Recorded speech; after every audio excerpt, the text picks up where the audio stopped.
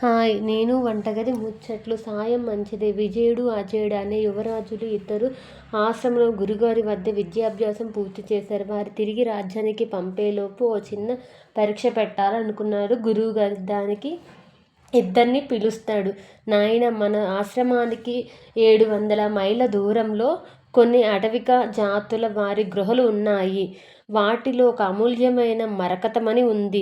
దాన్ని ఎవరు తొందరగా తీసుకువస్తారో వారే ఈ పరీక్షలో విజేత అని చెప్తారు. దాంతో యువరాజులు ఇద్దరూ కూడా గృహలను వెతుక్కుంటూ బయలుదేరారు. దారిలో వారికి ఒక వ్యక్తి తీవ్రమైన గాయాలతో కనిపించాడు.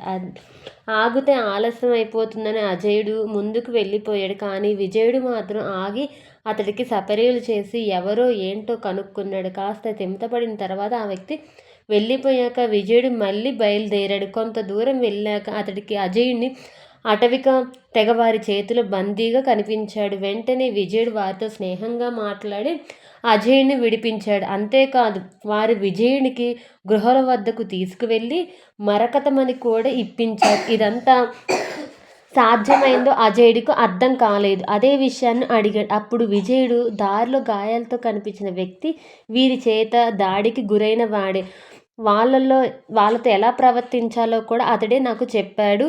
దాన్ని బట్టి వారితో నేను స్నేహంగా మాట్లాడి ఆకట్టుకున్నాడు అని చెప్పారు. పక్క వారికి సహాయం చేస్తే అది మనకే మంచి జరుగుతుంది అని అప్పుడు అజయుడు అర్థం చేసుకున్నాడు. Thanks for watching the video. Please subscribe my YouTube channel.